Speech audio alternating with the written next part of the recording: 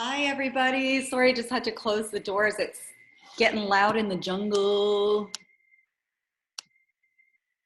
Can y'all hear me?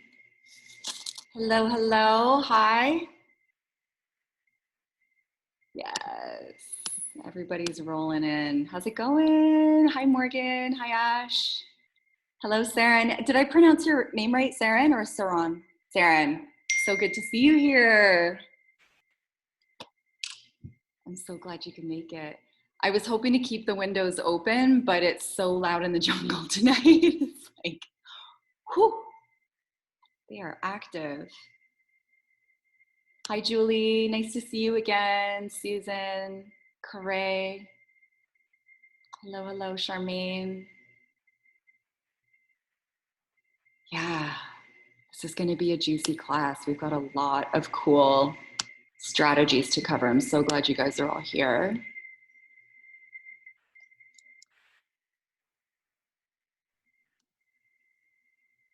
So we've got probably about 5 minutes of people just trickling in. So I love to just leave this time to connect with you guys. If anybody wants to turn their mic on and have a chat, by all means. Mom is FaceTiming in from. What's that? I actually have a couple questions. One is after the 6 months of that nervous system program, the 30 minutes twice a day or day, do you keep doing it or do you just stop and then you don't need it anymore? That's the goal. Yeah, I would say that some people have to continue doing it. Like I've heard of some people having to do it up to 9 months, 10 months. It really depends. I'm just gonna switch rooms because there's better internet in here. Okay. For 1 sec. But yeah, generally it's 6 months, and the research is really strong for 6 months. Positive results. Yeah, good question. I asked the same thing myself when I started it. Yeah. Okay. And then my other question is about adaptogens, and I agree with you that CBD is awesome, but it seems to calm me down. When you're needing energy, does it give you energy too? Have you found, or are there certain adaptogens that are really good for that? I'm interested in maybe ordering something from bulk supplements to put into my smoothies that I eat like three times a day. I just make one big one and then I have like 3 jars throughout the day. So I thought if I could put something in there, then I wouldn't have to take another pill, and could help me just get through the day a little easier. To help you chill out, you mean? Well, just to have more energy when I need it, or to calm. Usually I tend to have anxiety and I need to calm, like I don't have those brain chemicals, those calming brain chemicals that you were talking about. Yeah. Yeah. So usually that's what I need, but there are times when I'm just dragging, and that usually has to do with the menstrual cycle, Yeah. when it would be nice to have something a little bit of a pickup. Yes. Adaptogens, I think, can be amazing for either, upregulating or downregulating, but I find everybody's chemistry is different. So I've had people negatively respond to it when it's supposed to do one thing, and they're like, no, it did the total opposite. And that was my experience too. I bought this amazing product from this great herbalist, and I was climbing the wall. I could feel my spine. I could feel my spine. It was crazy. So that was unfortunately a waste of money, but I think it's something that you just want to titrate in and test it out and see how you respond. Maybe get a small amount. Yeah. Yeah. Good question. Yeah. Herbs are like have saved my life in my recovery. Homeopathics and harmonic arts. So Casey's just mentioning Harmonic Arts is a wonderful website if you know what you're looking for. Is that for adaptogens, you mean? I'm sure that's what you mean. Okay. What did you call it? Harmonic herbs? Harmonic Arts. It's in the chat Art. here if you want to Okay. peek. Oh, harmonic arts. I'm just going to plug my computer in and we're going to get started.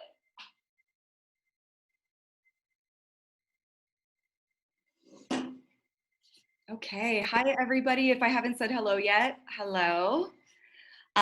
Great to see you all here. Thank you for joining on day 3. Just a little bit of housekeeping.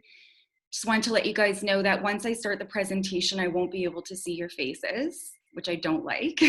I really love to see everybody, but that's just the way it is. So if you have any pressing questions or comments, just put them in the chat box and I'll take a peek and be able to answer them, okay? If anybody has any questions before we begin, please feel free. And if not, we're going to jump right in. Okay, let's do this.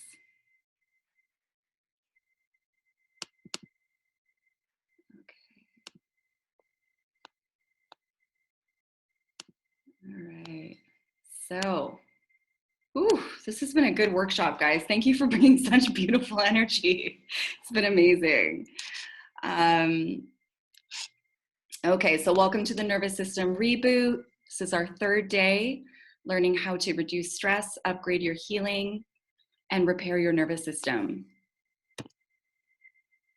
Okay, for those who are just joining, for those who have been here on day 1 and 2, you're probably sick of hearing this intro, but I'm an integrative trauma therapist and coach with 20 years experience and research in the realm of gut-brain health and stress management.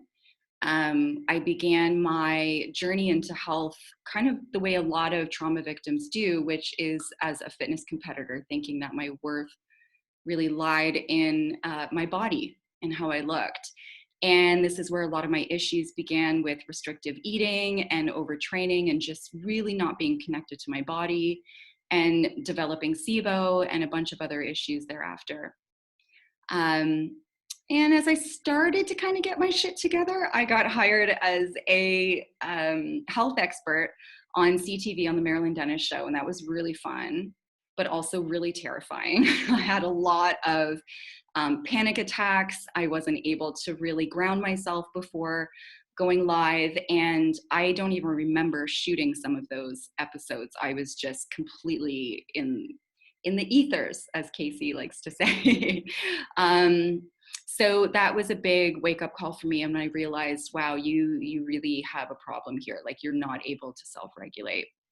So I went to school to become an RHN, a registered holistic nutritionist. And when I graduated, I felt that I didn't have the coaching skills to be able to really help my clients. I was finding, people didn't really need another diet plan or meal plan, they needed coaching. So I became a neuro-linguistic programming coach, where I learned all about the brain and its effect on the way we see the world and ourselves and relationships, and what we can do to help to reroute neural pathways in the brain. I also became a timeline therapist and a hypnotherapist, which I do not use in my practice. No knock to either of those. I just didn't connect with that type of support for my clients. So shortly after, I met an incredible naturopathic doctor, and we opened up the IBS Academy, which was incredible. That's where I specialized in SIBO, small intestinal bacterial overgrowth. And she mentored me she's still kind of mentoring me, but really in-depthly for about 3 years. And that's where I really started to learn about the functional gastrology. But what I was noticing was a lot of people were not fully recovering, or they'd relapse. So I started to look into the nervous system and the autonomic nervous system, because I was like, what is the root cause? What's the common denominator here? And really, it was trauma. It was trauma. So that started that whole investigation, which was amazing. It's been amazing. And shortly after that, I founded, it was actually shortly, about a year ago, when COVID hit, I founded the Stigma Effect, which is a month-long fundraiser where every week I interview different practitioners and leaders in the mental health world. And we talk all about the root causes of different mental illness presentations like bipolar disorder, anxiety, depression, addiction, schizophrenia. And we talk about how to actually reverse those diagnoses through functional medicine. And really, it's just to help to empower people to understand this is a medical issue like any other, just like cancer, just like any other thing. There should be no stigmas attached to mental health. These people, we just need support and resources and information. So this is a labor of absolute love. So look out for that this coming May. I'll be coming up with a bunch more content for that. All of the proceeds go to KMH, Mental Health Hospital in Toronto, that really helped me in my recovery with outpatient programs that were free. And it's amazing. I'm just so grateful. And then I also launched my group training, Control Alt Delete, which is a 6-week course to empower trauma victims to recover from their mind-body presentations of trauma. So I myself was a survivor, or am a survivor, of childhood abuse and neglect. Both of my parents are alcoholics, and one being very functional and the other bounced when she was 12, or when I was 12, not when she was 12. And it's been, you know, my honor and my rite of passage, I'd say, in this life to heal from that trauma of my mom leaving after 12 really messy years with her. So today we're covering day 3, which is a lot of the tangible resources and tactics and strategies that you can use daily to help to support all of the other complementary work that you're doing in your life, right? And I know many of you, if not all of you, are doing a lot of really beautiful complementary work. So as always, I like to create space and leave space for people to share anything that might be coming up for them from day 1 and or day 2. If you want to share how things landed for you, or if you have any like aha moments, revelations, roadblocks, if you've had a difficult time and you want to just share and get some feedback, the stage is yours. I would just ask that you put your microphone on, and I can pause the recording and we can hold space.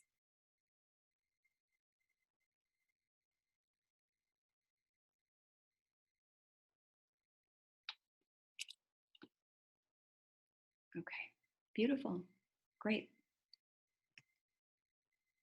Okay, so today we're talking all about self-regulation. When I talk about self-regulation, you know, that might be a really foreign term for some of you guys. I think it's pretty self-explanatory, but there's a lot of definitions for it. Sometimes it's relating to more students that might have like kind of roadblocks with the learning process or trying to grasp new concepts. But we're, you know, yes, it's definitely that to a certain degree, but it's not so much academical. Like if you research self-regulation, there's some really non-trauma informed cues and coaching on how to self-regulate, which I do not gravitate toward. I like a more trauma-informed approach, and that's what we're going to be covering today. So this is a nice definition. I really liked this. Self-regulation can be defined in various ways. In the most basic sense, it involves controlling one's behavior, emotions, and thoughts in the pursuit of long-term goals. So our goal to have a healthy functioning body, mind, and the ability to rest and recover. More specifically, emotional regulation refers to the ability to manage the disruptive emotions and impulses. So we would go from, you know, when you redline, when you go 0 to 60 in a second, you know, we're looking for coping skills in those moments to really create some bandwidth between the trigger and that red line, where we know how to engage in certain practices or mindset shifts or boundaries to make sure that we stay in our window of tolerance. And that's what we're going to be covering today, some pretty powerful tools. So I really love to compare our nervous system to a car just because this really clicked for me. When somebody described it like this to me, it was like, aha, okay, I got it. So our nervous system is like a gas pedal and a brake. So we have our sympathetic response or a fight or flight response, and that's our gas pedal, right? That's what gets us up in the morning. That's what makes us motivated to go to work or do a presentation like this, to engage with people. You know, the gas pedal has varying degrees of pressure, right? It's not always going pedal to the metal. So I want to point out that whenever we're talking about whether we're in a sympathetic or parasympathetic state, it's not like a switch. We're not turning on or off. It's just a gradient. So, you know, right now I'm engaging in sympathetic tone, so that I can do this presentation and speak and be passionate and attentive. But then when I get off the call, or, you know, not even like, as my heartbeat relaxes, right? Or as I breathe out, when I'm breathing throughout this presentation, that's a parasympathetic response. So we're always engaging with some of both. It's just about finding a really good, healthy balance so that you're really staying in that window of tolerance. And in that window of tolerance, that's where we're able to heal and digest and detoxify. And it's when we're predominantly in a parasympathetic state. So if you're trying to get into a healing state and recover from chronic disease, chronic inflammation, learning disorders, and I don't even want to say disorder, but like learning dysregulation, because really, in all my research, learning issues or dysregulation really comes down to two big things. We're not able to access executive function because of a brain injury due to chronic stress and trauma, and or we have chronic latent infections and heavy metals in the body that need to be cleared. Okay, we're going to really get into that today. It's super exciting.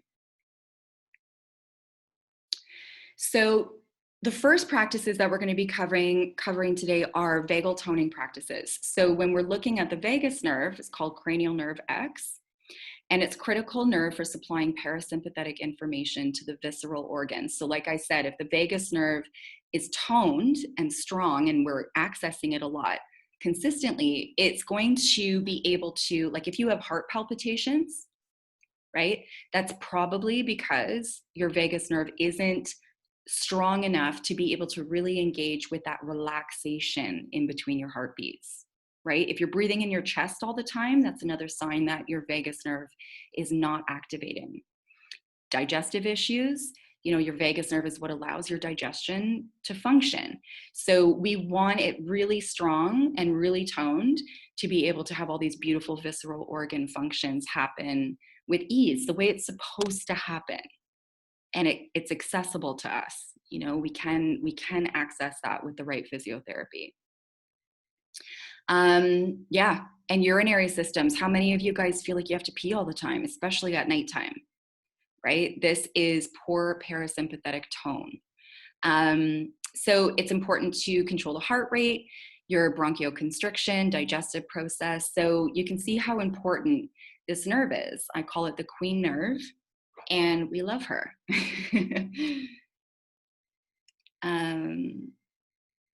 Yeah, I just wanted to point out also, it's really interesting when you see like the nerve starts in the back of the neck, right? And it innervates into our face, and it controls facial expression. It controls our ability to swallow, to speak, right? So anytime, like, you know, when you get a gulp in your throat or you lose your voice, it gets cracked because you're so emotional.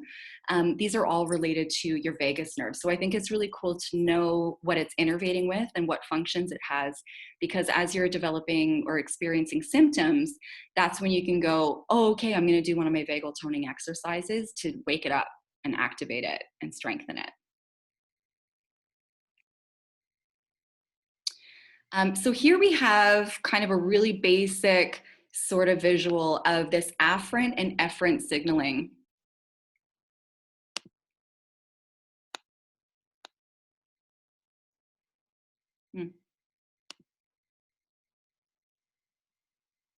So sorry, I thought I had to let someone in. Of this afferent and efferent signaling. So as I was explaining, if you have gut infections or heavy metals and toxins lodged in your tissues throughout your limbs and your visceral organs, it's going to be sending intestinal hormones signals to the brain, right? So there's an endocrine response or an endocrine signal to the brain that something is wrong. And it will send efferent signaling back down into the body to let it know that something's up. We need to upregulate your stress response. We need to secrete glucose into the blood to fuel a fight. We need to restrict or vasodilate your lungs and I always forget this word, your valves, but it's not your, what is that word? For blood flow. Anyways, you get the picture. So it's kind of like this chicken or the egg sort of situation where it's like, okay, well, then those stress inducing neurochemicals are coming back down into the brain and it's stressing the body out, keeping us in fight or flight, inhibiting digestion, detoxification, problem solving, all of those things. And then that further adds to that signaling to the brain. So you can see how important it is to make sure that your microbiome is balanced, that you don't have pathogenic infections that are causing issue, right? So I always say step one is identifying and clearing infections, heavy metals, and implants in the body if that's available to get them out.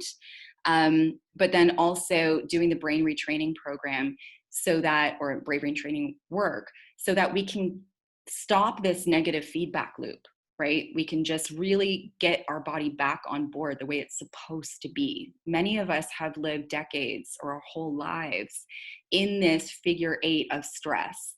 And we kind of doubt that healing is available to us. It's like,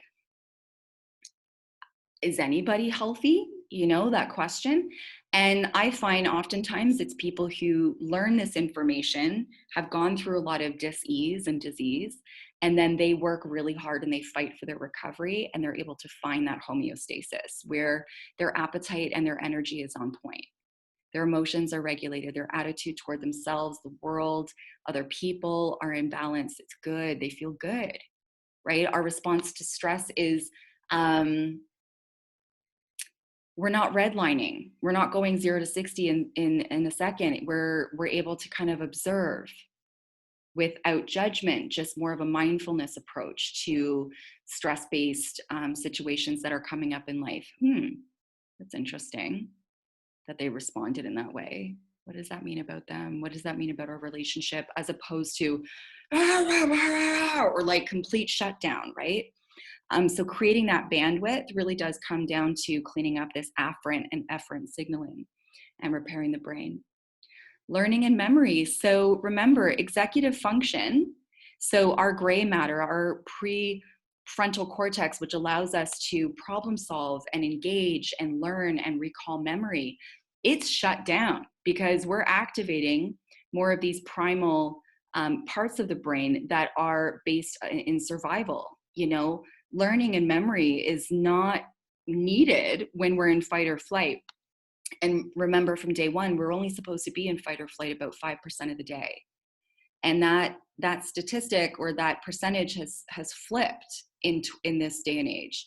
We're about 5% in our parasympathetic state and 95% of the day in fight or flight. So these children that are getting diagnosed with learning disabilities and put on medication, et cetera, you know, yes, it can help. Definitely, I'm not anti-medication whatsoever. I'm on medication. It's saved my life. But I'm also doing the work so that I can get off it and really get to the root cause of my learning, of my mood dysregulation. But also, I didn't know I was smart until I was in my 30s. I dropped out of school. I graduated barely from like an adult learning program. And I was all in my trauma. You know, I just wanted to sleep in and party and like be with friends. And I could not focus. Homework was hell. And I just thought I was dumb, and I wasn't. My brain was just really struggling after intense stress and trauma, right? So lots of empathy, lots of self-compassion for learning issues, memory issues for ourselves and others. You know, it's really not a personality thing. It's more of an accessibility thing. Okay. All right, so vagal toning for immune upregulation plus plus. So it's not just for the immune system, the vagus nerve, it's also to help us have healthy relationships and connection, right? The vagus nerve is our healing nerve. It's our compassion nerve. It's our connection nerve. It's our love nerve. It's what allows us to be in our bodies present and feeling good, right? So relationships and connection, if that hasn't been available to you until now, or maybe after trauma, relationships and connection just didn't feel available to you,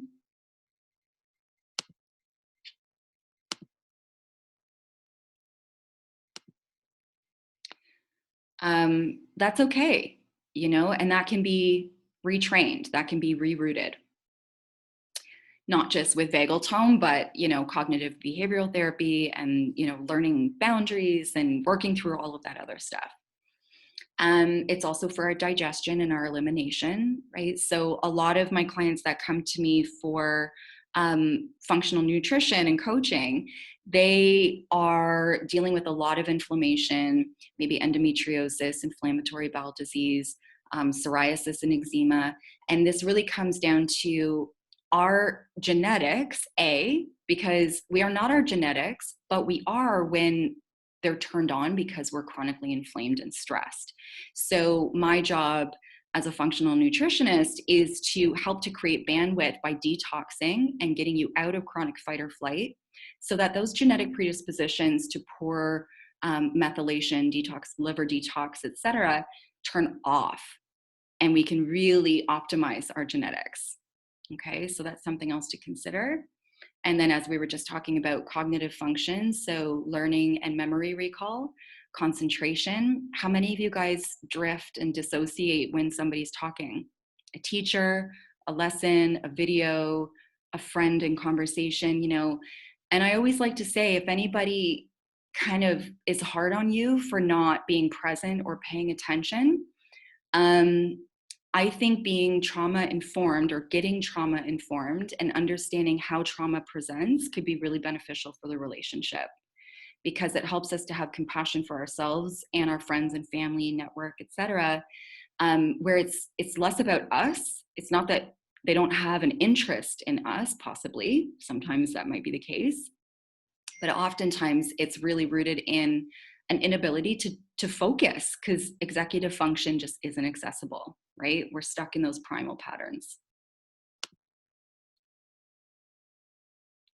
So the techniques that we're going to learn for vagal toning, these are daily practices that you can do for days, months, and years. And really it depends on if these work for you, if you connect with them, if they work with your lifestyle, your belief system, and also your symptoms. So you might be using these for a few days, which I've seen happen in practice, and my client will say, yeah, that symptom just went away.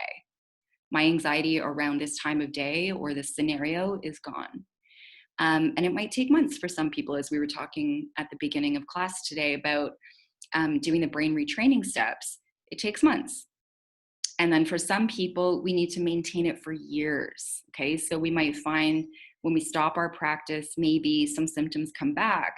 And then when we go back into our practice, they go away. Well, it's just like oil in a car. It's just like exercising your body. Sometimes, and we'll talk about genetics and the vagus nerve in a sec, but sometimes we just need to support our body or vagus nerve with these techniques long term because of genetics, and that's okay. Or lifestyle, you know, maybe we live in a country or a town, or you know, something's going on politically where we're kind of stuck in fight or flight, and the best way to create bandwidth for our bodies and our health is through doing regular practice. So I always love to start with a baseline test by testing the uvula, and that's that little gangly thing at the back of your throat. So if you were to go to a medical doctor, what they would do is take one of those tongue depressors and they would stimulate the uvula on either side to see if you get a gag reflex. It's not the most pleasant thing in the world, but it gives us a real-time indication. It's free. You can do it yourself at home. as to whether your vagus nerve is responsive or not. So if you don't have a gag reflex, your vagus nerve is not responding. Okay. If you do have a really healthy, good gag response, that's a good sign, but it doesn't mean that your vagus nerve is a tip top. You might have other symptoms to show that your vagus nerve needs some toning. But if you suspect that your vagus nerve is off and you don't get a gag reflex, then you know these practices are going to help, right? They're needed. So I always like to do them morning and night when I'm brushing my teeth and having a shower, washing my face. That's the time to do it because many of these practices are actually done in the bathroom, and we'll get into that. And then obviously as needed daily. So like I was saying, if you know that there's a stressful situation, like if you're co-parenting with an ex and every time you drop your kid off, it's like your heart palpitates and you get stressed and it's really hard for you, then maybe you're going to do some of these techniques pre and post drop off, right? Just to help your body out to process that tough situation. Okay, here we go. So morning routine. First thing you want to do is after you brush your teeth, you're going to gargle. And the amount of time depends on you. When I first started this, I was only able to do it for maybe 5 or 10 seconds before it felt like I was going to like choke or not be able to keep the water from going down my throat. So that showed that that muscle was quite weak. It's like trying to pick up a 50-pound dumbbell if you haven't been, training. So as my practice evolved, I was able to hold the water more. And sometimes you can just spit out what you have and restart again if you want to do a little bit more. But I would say aim for a minute to begin, and you can always increase time if it feels really good. If that time feels available to you to go more than a minute, please do. Cold showers. So when you're doing a cold shower, it can be at the very end of your shower or it can be the whole shower. I personally don't have a choice here. The showers are just cold, which I don't mind. It's so hot. But when you finish your shower with like 5 seconds, it doesn't have to be turned all the way down to like rigid cold. You can slowly expose yourself to more and more cold each day, right? This is like we're working with our body. We love our body. We want our body to feel safe. We don't want to abandon our body. So, if just starting with like a quarter of a turn down is all you can start with, that's totally fine. If 5 seconds is like enough for you, it's great. But if you're at 5 seconds, you're like, you know what, this feels really good, or I can do longer, definitely go for it. And if you do any water therapies when the lockdowns lift and life is kind of back to normal, if you go to any of those water spas and they have a cold plunge, I often would just casually walk past that cold pool and be like, who goes in there? You're crazy. But now I go in there and I breathe and I'll try and hold for at least a minute. And then I'll go back into the saltwater pool and the saunas and everything. And it's a beautiful part of detoxification, right? It's really upregulating detoxification because it's stimulating your vagus nerve. And when I was doing research on this, it said, nobody really knows why, but my guess would be we've evolved over millions of years by bathing in cold lakes and ponds and waters, cold oceans. So our nervous system has kind of responded to us being in cold water naturally every day. And maybe that's one of the ways, but I'm open to other reasons. Trace minerals. So if you guys don't mineralize your water, I would suggest to start doing so. So we are very, very deficient in minerals, especially magnesium, which are so necessary for vagal tone, for our nervous system health, for digestion and elimination. If you're constipated, I would really focus on mineral intake. Everybody's need for mineral dosing is different, so I'm not going to give you an amount. I would say speak to a practitioner to learn different ways that you can increase your mineral intake. But there's trace minerals that you can put into your water when you're drinking, either out of your Brita, or if you have a water filtration system that mineralizes your water, then you should be good. But we want to definitely add those guys. And things like Epsom salt baths, that's another way to get minerals into the body through the skin. Okay. Definitely something to look into. Connecting with nature. So that's going to improve vagal tone. Being outside, being in nature, the vibration of nature. This isn't like a hippy dippy thing. This is just the way it is. The vibrations that nature emits helps us to balance our own vibration. And it actually helps us to detox positive ions from the body caused by radiation. So if you're in front of a computer, if you have lots of lights on, if you are watching TV a lot, or on your cell phone a lot, these are positive ions that are contributing to confusing ourselves, so we're not able to detoxify as well. And it also drains our minerals. So by getting outside, especially if you can touch a tree or get your bare feet on the ground, connect with dirt, connect with the grass, if that's available to you. This winter, I went out into a golf course with my girlfriend, and we just laid in the snow, the thick snow, and hung out there for a while. So being and connecting in nature helps to pull out those positive ions. And things like burning beeswax candles, like they emit negative ions into the air to help to cleanse the air from radiation and such. So food for thought in terms of our environment and our lifestyle's impact on our nervous system. So an expression of vagal tone and something that strengthens vagal tone is complementing both ourselves and others. So we need to deconstruct the idea that by complimenting ourselves or loving ourselves or thinking that we're fine or we look good in this or we're smart or we're loving or we're amazing or like-worthy, love-worthy, that has to be deconstructed in order for us to really access that beautiful state, that parasympathetic state.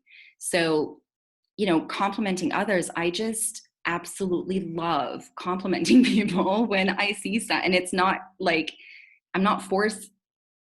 I don't want to sound like altruistic, right? But it's not forced. It's like, it feels really good.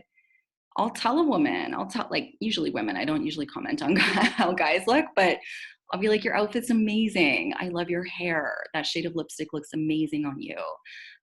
Wow, you're really kind, or I love your presence.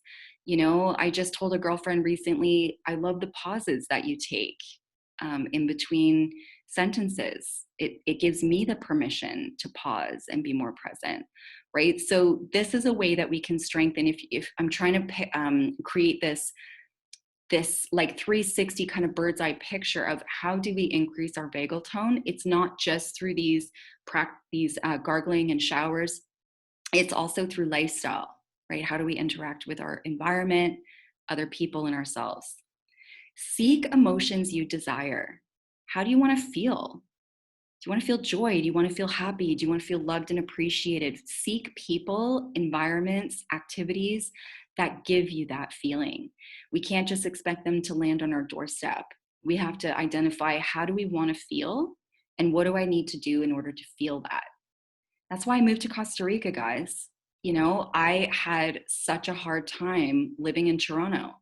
The symptoms that I was feeling there have completely gone away. And this happens every time I go somewhere like this, every time. And I just talked to my mom this morning and I said, Mom, I'm not able to live in Toronto. Like, I'll come home and visit, but I'm at a point now at 40 where I've tested this enough and I know my environment needs to be chill. I need to be in nature. I need to be on Tico time, and that's something that I seeked out. I knew I needed that, and I'm relishing in it. I can't tell you how many comments I've gotten from people on Instagram. They're like, you seem so happy. I'm like, I'm fucking happy, man. I'm happy. So what is that for you? Is it a martial arts course? Is it bowling? Is it moving towns? Is it ending toxic friendships and sparking friendships with people that you've kind of had your eye on for a while, but maybe felt a little too shy to ask them for coffee or to go for a walk? Seek it. Take that risk and Get what you desire. We deserve it.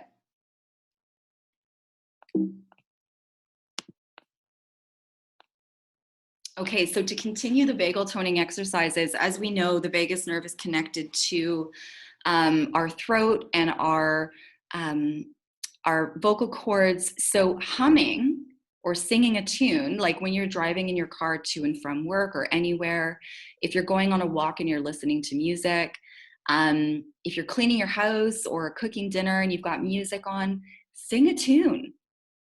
You know, sing, be happy, hum. It's it's joyful. You know, it's something that's going to shift our physiology, shift our state, but also strengthen our vagal tone. One thing that I forgot to put down here that is huge, and I should fix that, I'll fix it after, is chanting. So, you know, the chanting, it's amazing that different spiritual practices and religions, they want to sing and chant. And it's like they just knew that that was toning their vagus nerve. I say that sounding like I'm joking, but I'm not. It's like that is so key for us to be able to keep that part of the nervous system strong. So chanting, that could be, you know, it doesn't have to be a big, long practice, guys. It can be 1 minute.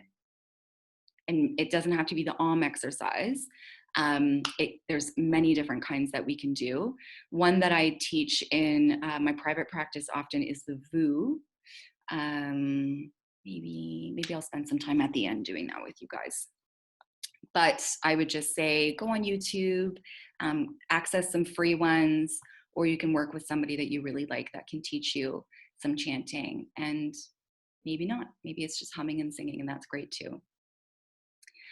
So fascial release. So I've been talking about the role that the fascia plays in regulating our nervous system, or it's interacted, like they go hand in hand. So if you're really stressed and you're not releasing that stress, it tends to create adhesions in the fascial network, and neurochemicals, stress-based neurochemicals, are actually stored in our fascial network. So if you've ever had a massage and got really emotional, maybe memories came back, you started crying, maybe it was a really heavy day for you afterward and you just needed to be alone, that's why. You know, we're releasing these very real neurochemicals from our tissues that hadn't yet been released. Okay, so fascial release, something that's really easy because I wanted the vagal toning exercises to be accessible to you guys. You can't really always go for a fascial release session with somebody that's, you know, it can be $100 plus per session. So being able to access that yourself is really key. So when I do hands and feet, I just do, there's many ways to do it, but me personally, probably because of my personal training background, I get a lacrosse ball, okay? Any hard ball is great. And I roll the palm of my hands out. Okay, you can start gently. Sometimes it slips away. You just grab it back and put it back, and I'll go in both directions. I'll go clockwise, a few rotations, and I'll play with the pressure, and then I'll go counterclockwise. And then maybe I'll press the ball along the length of my forearm, long strokes, putting lots of pressure into the ball, north to south, kind of wrist to elbow on a table. And I'm putting lots of pressure, and then I'll flip my arm over and do the top of my forearm. And that's just going to start to help to release, because everything's connected. The fascia is the skin under the skin. It's interconnected. It doesn't stop. It's everywhere. Unless you've had a surgery and there's been some fascia removed, it's interconnected, and it connects with our organs. So when we want optimal organ function, really let's focus on daily fascial release. If you're doing daily yoga or stretching, that's definitely helping as well, especially in the hips, guys. So if your psoas or your hip flexors are really tight, guess what? They're connected to your digestive organs. So if you're really constipated, it might not be what you ate. It might not be a lack of digestive juices flowing. It might be restriction of the gut itself. So peristalsis can't happen, right? That contracting and expansion through the gut, motility, so that you can move matter through into the colon. So by mobilizing your hips, the fascia crosses the hips the most. you have a really good chance of just keeping your organ function going, right? And the feet as well. So that hard lacrosse ball, I would just stand up or sit down if standing up doesn't feel available to you. And you just put lots of pressure in the bottom of the foot. And I just play around with it, north to south. I'll play around the bridge, the heel. You know, the middle is really nice. It's so relaxing. I'll get up into the toes. And you can actually just grab your fingers and your digits, your toes, and just pull your fingers back if that's available to you. Okay, pull your toes back, play around with them, grab some lotion and stretch each toe. You know, give your body some love. Maybe thank it. It's such a vagal kind of action, is to have appreciation for your hands and feet and how much work they do for you every day, right? These are just little light, loving practices that you can do that really are effective, like really, really effective. And as I mentioned yesterday, and I think on day one, I'm hosting that 3-day fascial release retreat here. It's online. But here from Costa Rica with my colleague Jackie, who's a fascial stretch guru, and it's all related to how to clear trauma from the body and how to support your body pre and post fascial release in case you get really emotional or really emotional, because you want to make sure that you're supported. And then the scaling. So your neck, you know, when you think about like jaw tension, if you grind your teeth at nighttime, if you're always clenching your jaw, if your neck is tight and you just, right? Your shoulders are up in your ears and you're typing all day and it's just like neck and shoulder pain. This was something I dealt with day in and day out with my personal training clients, where we would do fascial release for the scalings. And there's a really beautiful practice. I'll show you at the end actually, but you can just YouTube this. Scaling release, self-myofascial scaling release. Darby Training Systems on YouTube, they have a ton of fascial release videos, and he has a really good one for scalings as well. So you can use your fingers or you could use bands, and what that's going to do is help to release. Think of the tension in and around the neck, and the vagus nerve, it starts at the back of the neck. So by mobilizing the tissues in and around the scalings, the jaw, the front and back of the neck, even if you can get into the scaps, your scapulas on your back, there's some really great trigger point therapy points for the levator, which is just above your scapula, and that feeds right up into your neck. So if you kink your neck, that's often the levators down in the back of the shoulder. So there's lots of work that you can do to release these trigger points, release the fascia, open up the body, make it feel safe, make it mobile, right? And that's going to really help to release stress from the body as well.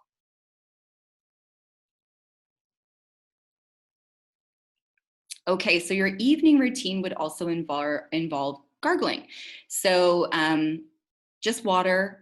You know, if you're prone to sore throats or throat infections, maybe you want to add a little bit of sea salt in there. That would really be good bang for your buck. But again, it's just like start with a minute. If you can only do 5 seconds, don't worry. It's okay. And you're going to work your way up. So instead of having a cold shower at night, I would say just splashing your face with cold water or doing a cold neck compress. So what I would do is wrap, if you have like freezer packs or ice and you put it in a bag and you just wrap it up in a thin towel, you just place it on the back of the neck start with 5 seconds and you can work your way up. Okay, and that's right where the vagus nerve is, right at the back of the neck. So that's going to be really, really beneficial. And these things start to work pretty quickly, okay? Rhythmic rocking. So when I'm in a really bad way, when I feel, my big triggers are, what are they now? I feel like I'm pretty easygoing now, but they used to be, abandonment, definitely, being broken up with, or a friendship ending, or somebody not paying attention, if they weren't present, if they weren't giving me their attention. This would really activate me, and I would feel like I'm being so disrespected. How dare they, blah, blah, blah, blah, blah. And I would go into like this inflammatory response. And the thing that would really help me right away was to put my arms like a butterfly across my chest, almost like I'm hugging myself, and I'd start rocking. We rock babies for a reason. It works for a reason. Our nervous system loves that rhythmic flow. It loves touch. So if we can mimic touch, somebody else's touch, by hugging ourselves and just rocking. If you're going through it, you know, you've got a really intense situation going on, cross your arms, give yourself a nice rock. Get in your rocking chair if that's there, if you have a swinging chair, and just notice how things shift for you. I'm doing it right now, and it feels really good. I like it. It's one of my favorites. It just, it feels good. Gratitude journaling. I personally don't do this, but I know a lot of people really love it, and it works really well for them. And it's something that I'm open to starting to do. I would say the reason I personally don't do it is because I judged my writing for so long. Like when I write a piece, I don't reread it. It's out there for you guys. It's not, it's not something that I'm like really into. And that is related to a trigger that I had when I was 12, just before my mom left. She read a journal of mine, and I had a crush on a boy in school. And around that age was when my mom started to be sexually abused, and it really triggered her. And she was horrible to me. I'm not going to describe what happened, but it made me really adverse to writing things down, especially journaling. And this is one of my trauma responses that I'm actively working through. So you can see how root traumas might block us from something being available to us. So if any of these practices don't feel available to you because they're tied to a past trauma, you're not weak, you're not incapable, okay? You're not broken. We want to honor that, listen to that. And when and if you feel it's available to you again, only then do you do it. You know, we never force ourselves to try to do that unless we feel supported by community, by a partner, by a friend, by a therapist, by ourselves, unless we feel like we've got our backs. Okay? And then reflection with self-compassion. So how many trauma victims, how many of you guys that are here with me today reflect on the day, the events of the day that's just passed with, oh, why did I say that? God, I'm so stupid. Why did I do that? Oh, they probably think I'm so dumb. And I can never do that again. You know, we ruminate, and we are so hard on ourselves. We're so hard on ourselves. And I posted a story about this today in my Instagram about victims of abuse and narcissism. Often they reflect so much on the event that they start to believe that it's them. We start to think it's us. And there's this negativity bias that happens in the brain. And we need to override that with self-compassion, you know? And it feels kind of weird at first, for sure. It might not feel super available to you, but now it's like all the things that used to trigger me, like, oh my God, I would look at my body and be like, where's your six pack? Oh my God, you don't look, God, somebody's going to say that you look fat and like you have cellulite. And, you know, I would look at my body and just and I mentioned this yesterday, but such hatred. Now I look at myself and I'm like, yeah, you're cute. You're cute. Your little belly's cute. You know, your cellulite's normal. Whatever, I'm just choosing my body, but it can be anything. The way I speak, if I mess something up, if I skip a word, if I mess up in a presentation, it's like, yeah, you're human. It's okay. You're lovable. You're still worthy, right? So reflection, noticing, just be aware of the narrative that we have with ourselves and replace it with self-compassion. And if self-compassion if it feels so foreign, the one example I like to give is imagine, you know, if you have an animal, a cat or a dog or any animal, a child, imagine if that animal was embarrassed, or that child was embarrassed, or that animal was hurt.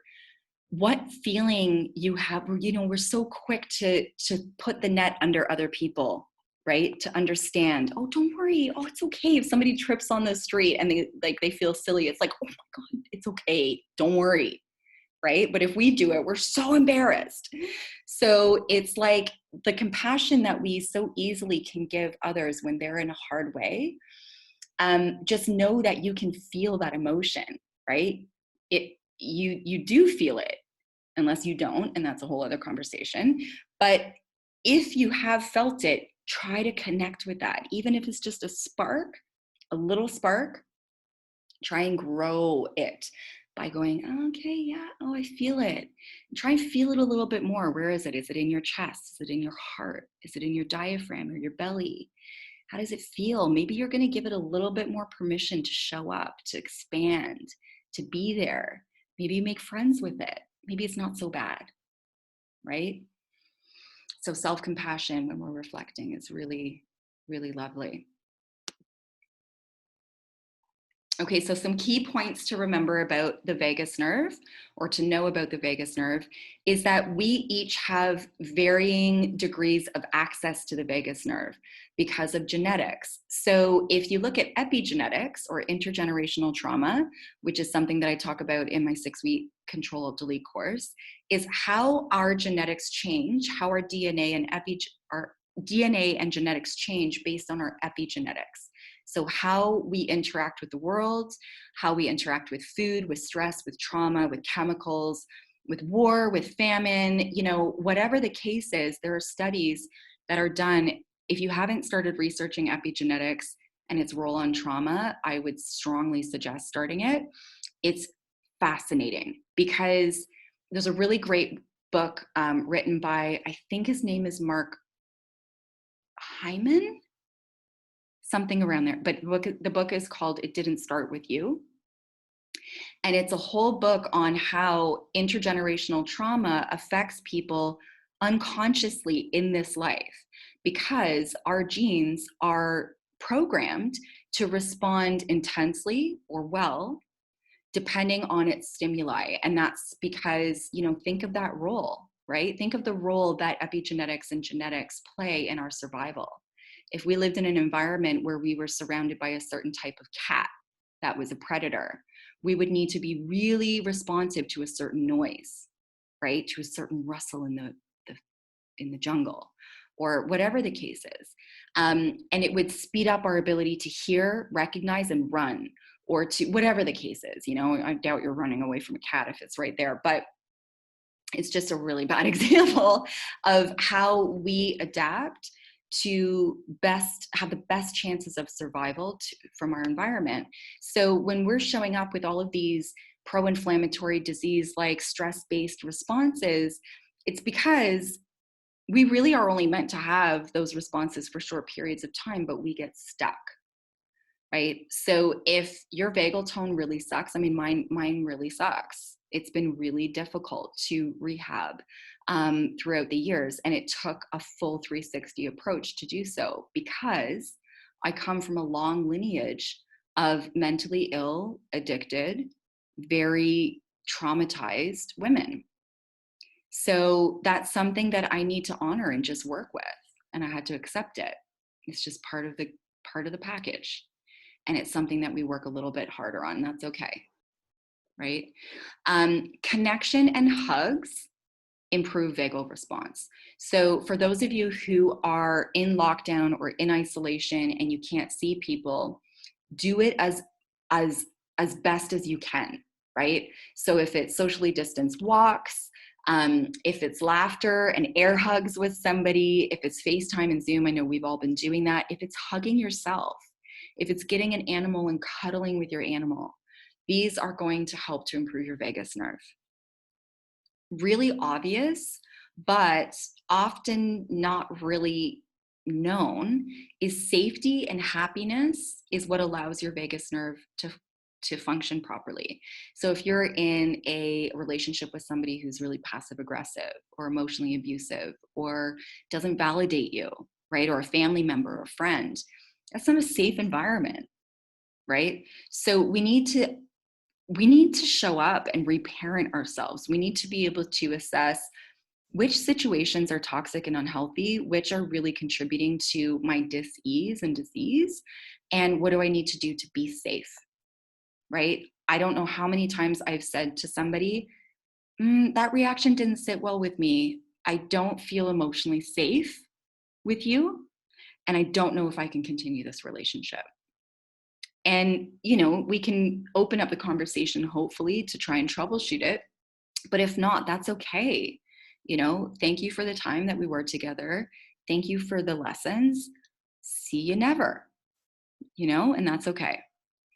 Look out for jaw tension. So how many of you guys are teeth grinders at nighttime? Just put a yes in the chat box. If you grind your teeth and you're clenching your teeth at nighttime, and your dentist, every time you go for a cleaning, they're like, okay, you need a mouth guard. Know that you don't need to go spend $400 on a mouth guard. There are some really amazing mouth guards that you can buy for like 30 US online that are non-toxic, and they don't need to be custom, and they're meant for people who have had traumatic brain injuries, trauma, or play sports. And you wear it at nighttime because it's really going to help your vagus nerve. Okay. Make sure that teeth grinding at nighttime is something that you're taking care of if you want to repair that vagus nerve. Okay. I see somebody wrote one yes in the chat box, but I'm sure there are more. Maybe you don't even know. Oh my God, funny story. My girlfriend slept over just before I came to Costa Rica. We were having a hang, and she goes, Cass, are you like meditating at night with like a stone? Are you like, because she goes, I hear this rhythmic grinding. It's like a stone grinding. And I was like, what are you talking about? Like, I'm sleeping, I'm out. And she brought it up again in the morning. She's like, girl, what is that noise? And I was like, oh my God, I'm grinding my teeth. I need to get a mouth guard. So I reached out to this really great company. They're in the US. I'll try and find the name, or not, it's easy for me. I'll find the name again and I'll send it out. But they're great. Just making a note. Okay. So that completes the vagus nerve morning, kind of noon and night practices, vagus nerve education. If anybody has any questions, now would be a good time to turn off your mic or just write it down. Maybe just write it down. We'll get to it at the end. Okay, so now we're getting into self-regulation techniques. This is some physiotherapy for the body, for the vagus nerve, for our tissues, for our nervous system. And this first one is geared more toward coming down when we're in a mobilized branch. So remember, the vagus nerve has 3 branches, from dorsal to mobilized to ventral. We want to be in ventral as much as we can. When we're mobilized, that's when we're anxious. That's when we can't focus. That's when we don't want to get work done. That's when we're pacing. We can't be in our bodies, right? Lots of anxiety. Maybe we're not eating because we're just too anxious. This would be really helpful, not only day in and day out for, regular stress-based interactions, but if you're going through a breakup, right? If you've recently lost somebody or recently lost a pet, I mean, super sad, but like it can cause so much anxiety for some people. Some people go more dorsal and they collapse and they freeze and they stay in bed. Some people get really anxious and they can't calm down. They can't be alone. They just always have to be busy. And this is when you might want to engage in this practice. Okay, so we're all going to practice this now. If you like, you don't have to participate by any means. But if you do want to participate, I'd like you to think about a stressful event that might have happened in the last few weeks or months, something that's under a 5, okay? We're not going to a traumatic event. I want something that's, maybe you had to slam on your brakes to avoid a car crash. And that could be more than a 5 for you, and that's, I respect that. But we're looking for something that is a 5 or below in terms of intensity. And you're going to have a nice seat somewhere safe, preferably. Back against the chair, you want to make sure that your spine is connected to the chair. If you're wearing shoes or socks, that's totally fine, but make sure that your feet are uncrossed and firmly planted on the ground. So from this position, I want you to see if it's available to you to let go of just a little bit of tension. Soften the face. Soften the jaw, unhinge the jaw. You can even let your mouth open wide. You can kind of let your tongue just relax at the base of the mouth.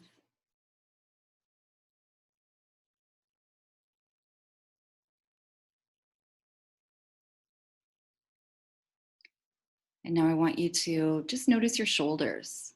Notice if your muscles are working to hold them up, and give them permission to fall away from the ears and soften.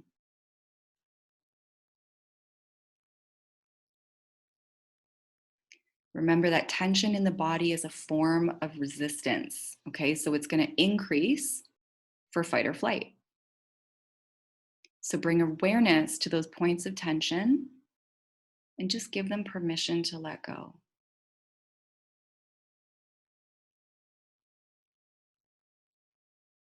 So we're going to bring your awareness down to your feet. And I want you to feel your feet on the floor. If your feet don't reach the floor from wherever you're sitting, you can grab a cushion or a couple of books and place your feet so that they're firmly planted. Now bring your awareness to the points of contact that your feet are making with the floor. Maybe you feel your heel on the inside of the heel. Maybe the ball of the foot and the big toe are more predominant.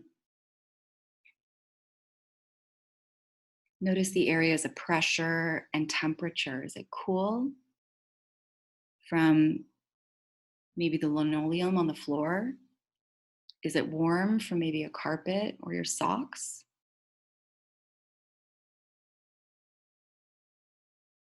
Take in that sensation.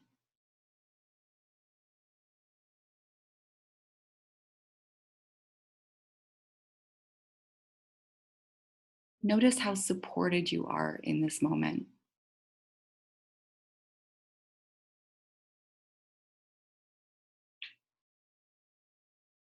See if you can release tension in the feet a little bit more.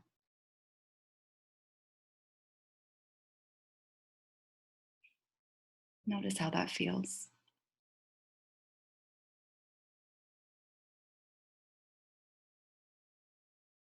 Now we're going to bring your awareness up to the legs.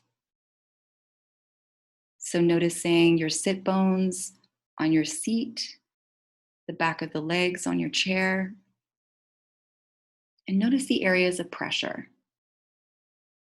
Is one sit bone more predominant than the other? Maybe you worked out and you feel your hamstrings. Maybe you didn't work out and you feel your hamstrings. Just notice those points of pressure.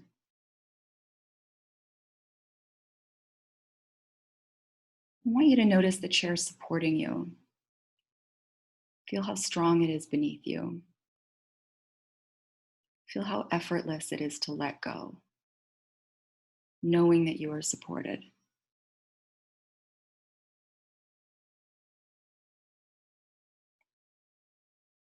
If you wander and your thoughts are moving on to other places, that's okay. Just come back to the awareness of your sit bones on the chair.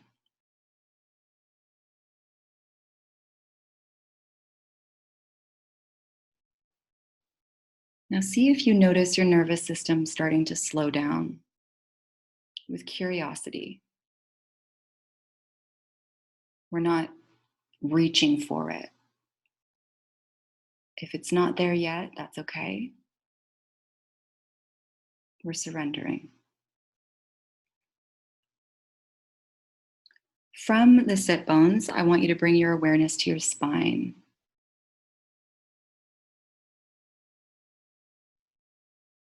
Notice the points of contact on the chair. Where do you feel the most pressure? Is it your lower lumbar and your sacrum? Maybe it's mid-spine. Maybe you're really feeling your cervical spine just below the neck today. Just noticing those points of contact.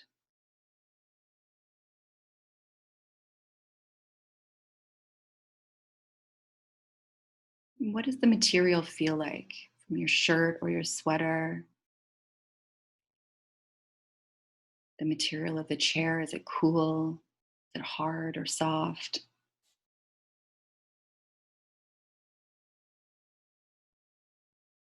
We want to study the awareness of those points of contact.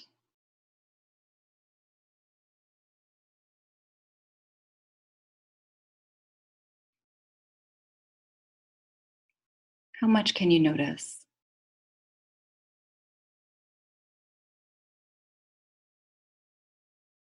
Can you relax into your chair a little bit more? Releasing those muscles, even just 5% more.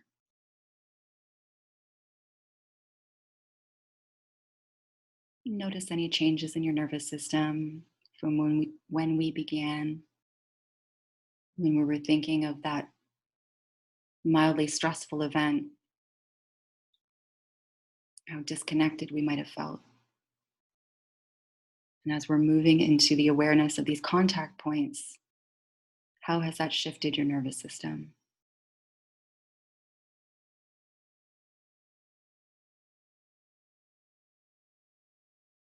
Now I want you to bring your attention to your hands. They might be on your legs, maybe on the sides of your chair.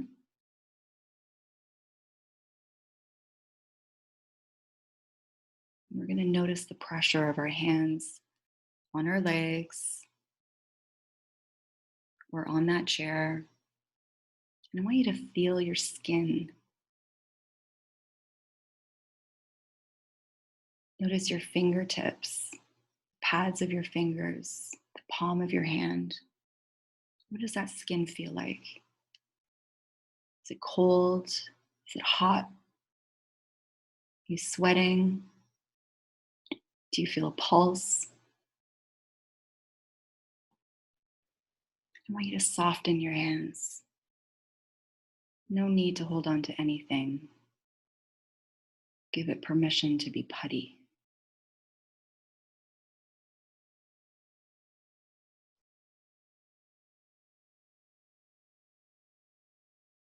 Notice how that feels.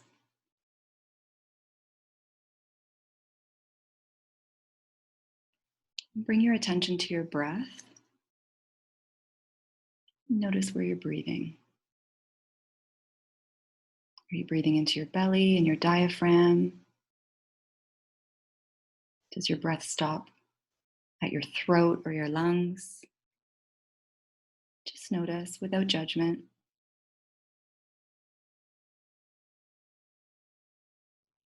We're just getting curious.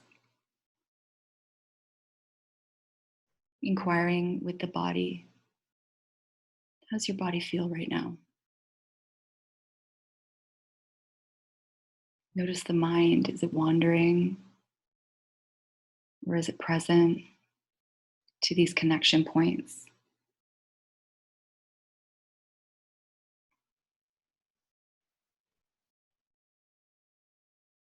Now, I'd love for you to type in the chat box if you noticed that you've come down from that practice after thinking about that initial stressful event. Just a yes or a no, just out of curiosity.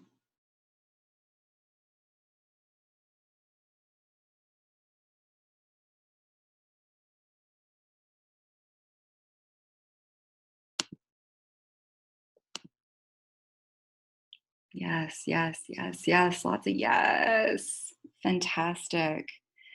So big time, right? Correct, right? Melissa, yes, great. So we often look for someone else to be able to regulate us, right? I remember when I was really triggered and I'd be going through panic attacks and depression, and I would go to my homeopath who would do healing sessions for me. And I would just go and lay on his table and he would do his thing. And I was completely not a part of my self regulation. I didn't have faith that I could do it. You know, I felt so broken. And that's common, right? That's major dissociation.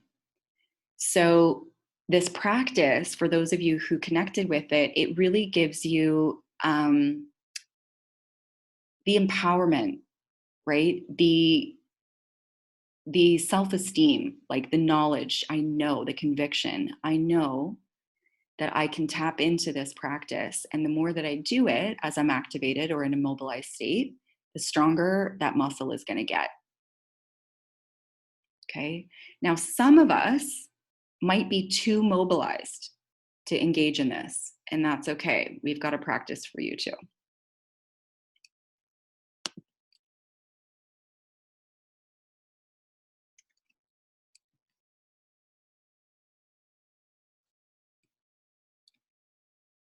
So the modified practice, if you are not feeling like you can calm down enough, you want to burn off that energy, right? So you're in a mobilized state, you're in a fight or flight state. And what we know now from covering day 1 and day 2 is that your liver secretes glucose into the bloodstream for you to fight. So you get this surge of energy, right? You have stress-based neurochemicals that are being released, adrenaline, cortisol. And we need to burn that off. We have to use it. So it might not feel available to you to just sit down and start this practice. And that's okay, right? Like, do not judge yourself. You are a normal functioning human being with an autonomic nervous system that's doing all kinds of shit that, you know, we're gaining awareness of and how to harness it. But walk, just go for a 15-minute walk in nature, preferably in nature. If it's only, you know, if you're downtown or you're in the city and you know, there's not a park near, that's okay. Walk around the city blocks, and then come back to the try to come back to the practice again after that. Okay. Good job, guys.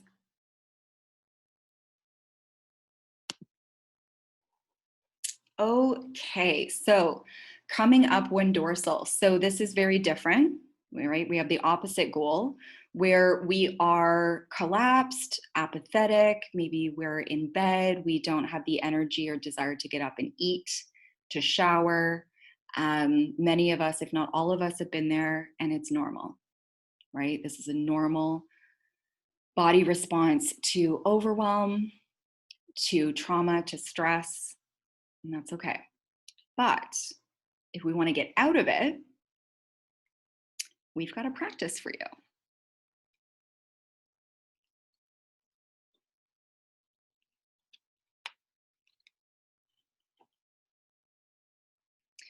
So our dorsal vagal response is the oldest part of our nervous system, which I think is so cool. It often presents as the freeze response, feeling disconnected and dazed, just basically being offline. You know, when people are like, hello, is anybody there? And they're like putting their hand in front of your face. And it's like, that's a dorsal vagal response, okay? Your heart rate and your organ function slow down. So as much as we don't want to be in a mobilized response because that inhibits our visceral organ function, we also don't want to stay in a dorsal vagal response for too long. We don't want to live there. Okay, so our sitting practice, there's also a modified practice we'll go into afterward if you want to progress this practice. So we're going to start with the sitting. And we're going to add energy. Okay, so if you're in a dorsal response and you just don't feel like getting up, you can do this. You can try it in bed, lying down. It probably won't work as well. I would say definitely just sit up and bring your feet on the ground.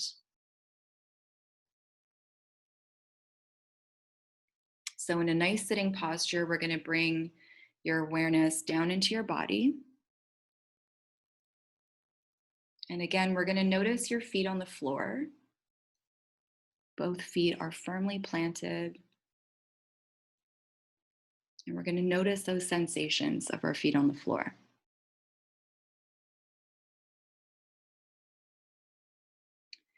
We're going to gently increase the energy in our feet. So we're going to softly press into our feet into the floor. Okay, so we're activating our muscles. You'll feel your legs tense up. You'll feel your toes, the top of your feet, right? Think of a magnet pulling your feet down into the ground. Notice those sensations. Notice that activation, that energy. Where do you feel it? Do you feel it just in the feet? Is it in your calves? Is it in your shins or your kneecaps?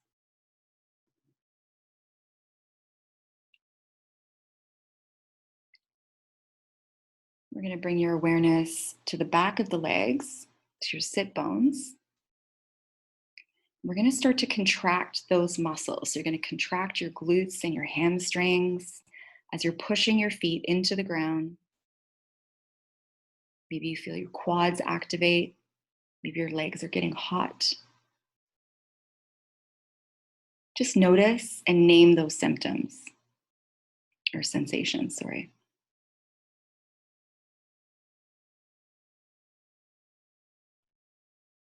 If it's difficult to connect with the body right now, that's okay.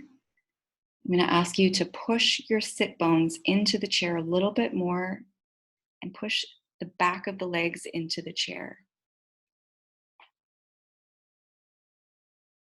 Okay, so we're really using that chair to activate a little bit more. So immobilization in the present moment can be altered by adding energy.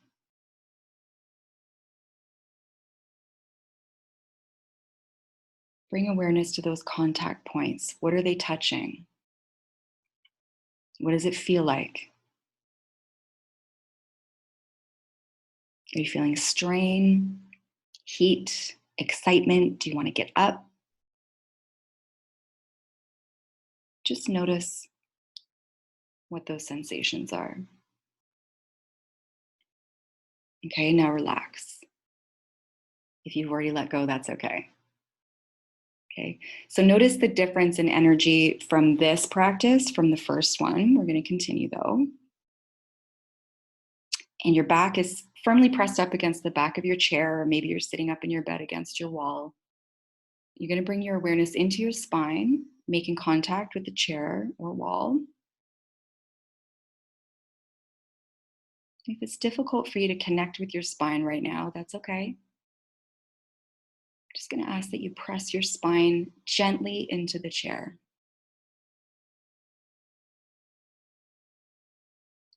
Notice those sensations. Notice if your erectors are hot, those big muscles on either side of your spine. Notice if your legs are tightening up also.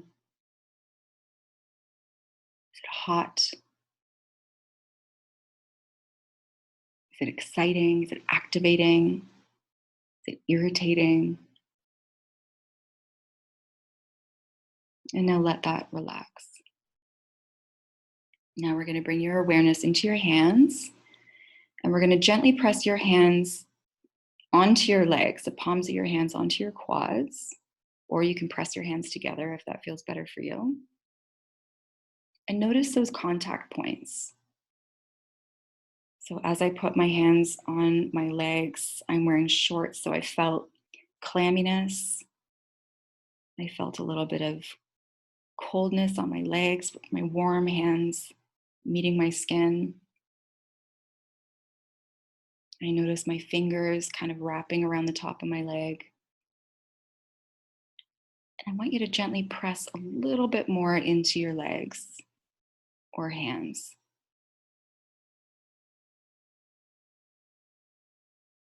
Notice those contact points.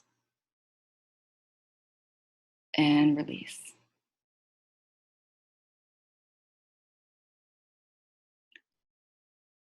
Okay.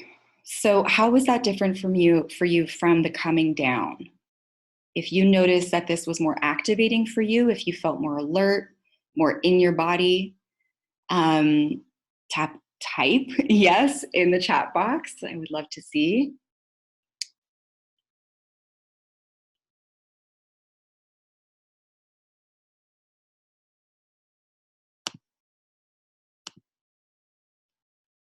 More present, yeah. Yeah, Melissa, yes. Saran. I want to make sure I'm saying that right. Julie, yes, yes, yes. Yeah, thank you. Anybody else? Oui. See, Charmaine, beautiful. So you can see how responsive the nervous system is, right? Like we are the conductors of our body. We are not that, what's the word, passive, or we are in control, right? And sometimes we aren't, and that's okay too.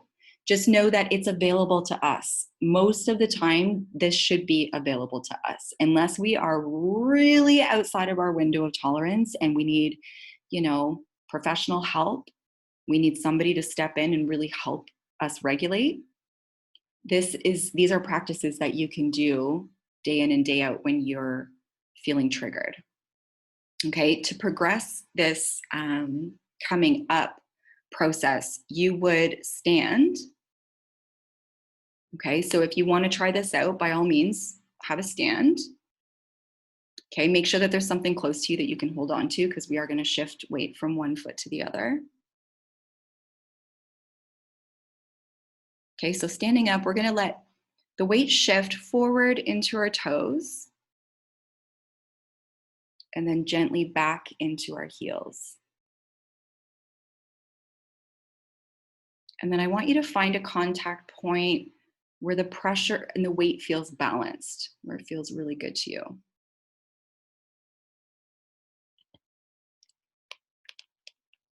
Okay, notice your sensations of the feet on the floor. You've got more weight coming into the feet now, more pressure. Where do you feel that?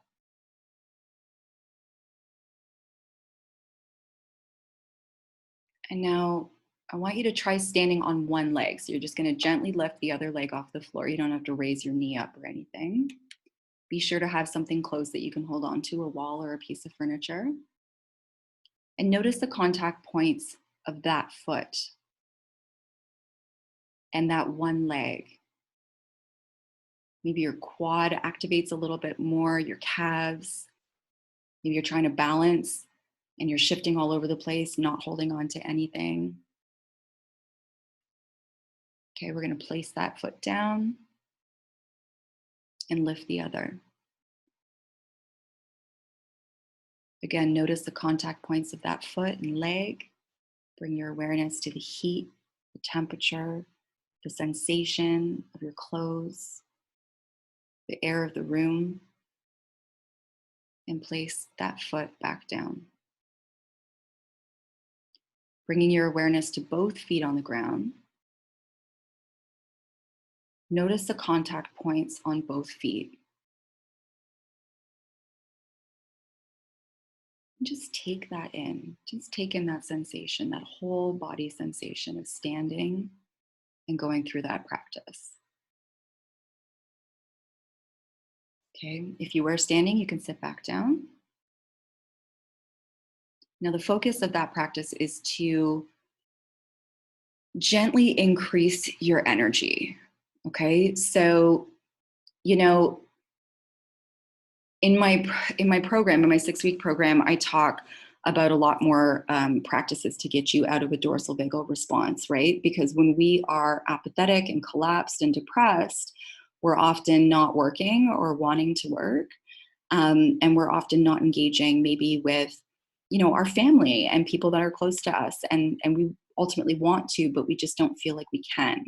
So, learning the hacks of how to hack the nervous system, because that's what it is, right? These are not personality defects. This is not something, there's nothing wrong with you, right? We've just gone through a lot of intense shit and the nervous system is stuck. So when we hack it and we go in with these kind of strategies and we find ones that work for us, it changes our lives. It makes us feel so much more empowered. We're like, okay, I can ride that storm out next time it comes because I know it's not going to last forever. Right? I'm not a victim in this. I'm not a victim in this. Right? So that's why I absolutely love these practices. So if you're not in dorsal, something to consider as we're doing this practice, if you're not in dorsal right now, you might not feel that much. You might not connect with that so much, and that's okay. So you want to make sure that you're choosing the practice that matches your state. Okay, so if you're anxious, make sure that you're using coming down. If you're depressed and apathetic, disconnected, offline, then engage in these practices and see how you feel, right? So this might be something you try then to really see if it's going to be your thing. Use these practices, use them again and again and again. Go back time and time again, keep trying, keep strengthening that muscle, keep noticing the different sensations, the different strengths and weaknesses, areas, room for improvement, right? Always without judgment. And think like every time we do these practices, it's like a drop in the bucket, right? So it's not, for everybody, it's not always like a switch where it just turns on or off. Sometimes our bucket's really empty. And the more that we practice these strategies and each drop that goes into that bucket, eventually we'll feel full in a good way, right? Filled with conviction, peace of mind. I was going to say strategy, but we just have conviction. We know we've got our backs, right? So as we tune into the waves of sensation, we calm down the survival brain. So if you've ever heard that saying, you have to feel it to release it. We talked about in the polyvagal theory, we can't skip mobilization to get to ventral. We can't skip fight or flight to get to, social interaction and happiness and creativity and joy. We have to move through mobilization and feel those sensations, name them. Ideally, as we get better at this practice, it's really without judgment because there's such a mindfulness, self-compassionate approach to these practices that we're just noticing and labeling. We're not making it mean anything. We're not identifying with it. We're not judging our how we're showing up. It just is what it is. And that in itself is helping you to process your trauma. It's helping you to process your neurochemicals, your stress. Okay, I just think that's really, really, really cool. So the vagus nerve is often coined or referred to as the compassion nerve. Okay, for ourselves and others. As I said, naming those sensations without judgment. The thinking brain can calm down the amygdala, right? So our prefrontal cortex, that human brain, that newest part of the brain, can communicate with our primal brain and calm it down. So we're connecting those parts of our nervous system. They're working in a synergetic way.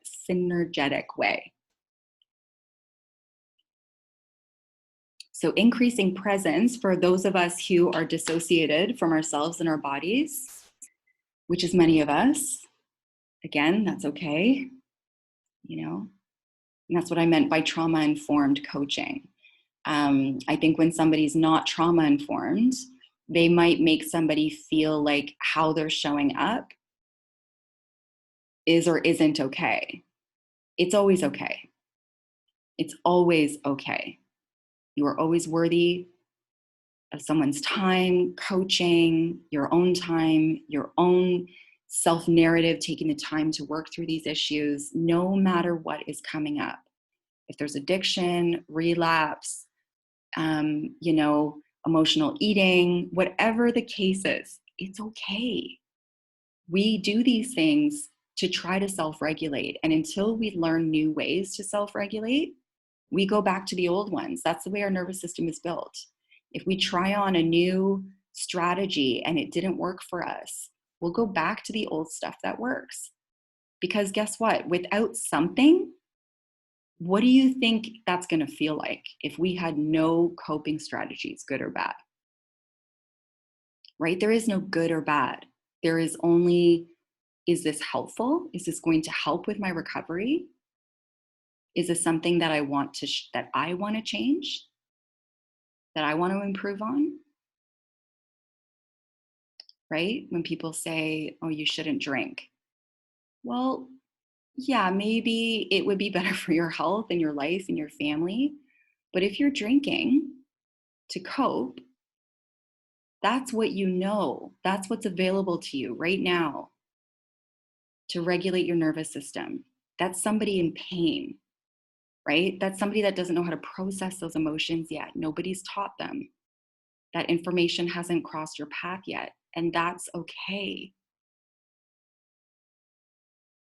But if you're looking at these practices and you're like, no, I don't want to drink anymore, or I don't want to numb anymore. I want to feel, I want to heal, I want to move through this. Then that's when you practice. And as you keep grooving those neural pathways, it's going to become second nature. Just like tying those shoes, going from Velcro to a pro with the bunny ears, you know? As always, if any of these practices, any practice of any kind feels too much, take a break. Honor yourself, honor your emotions, honor where you're at, come back when you're ready. You know, these practices are called titration, and they're really, really great for trauma victims. Okay, so the awareness of your contact points to sensations without judgment is the work. Okay, simple and effective.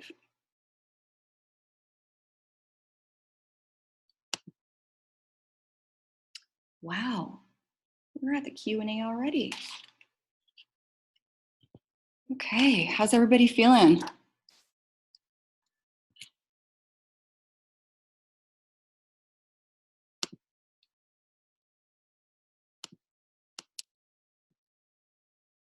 Hello, hello, hi. Your beautiful faces. We're going to, what did I want? Wait, how do I get back to, give it to me. Stop share. Okay, here we go. Yay, hello.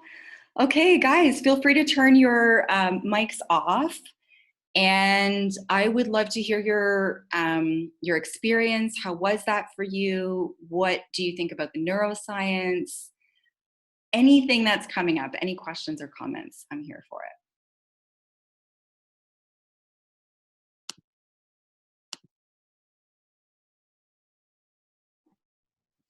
I'll just share a comment. This type of practice of like calming yourself down and being able to almost do like we'll call it like a guided meditation for yourself, right? Just to like ease out of some anxiety is definitely something that I have been using in my life for many years. And I know it works. Obviously can feel the effects of it and can see it. I think what gets me, I don't even want to say anxious about the future of things, but I have been working from home for 6 months now. with very limited interaction. And I don't really, I mean, I always sound like a hermit when I say this, but like I don't go out much. And so even going to the grocery store is like stimulating for me now. And the grocery store is someplace I used to love. Like I would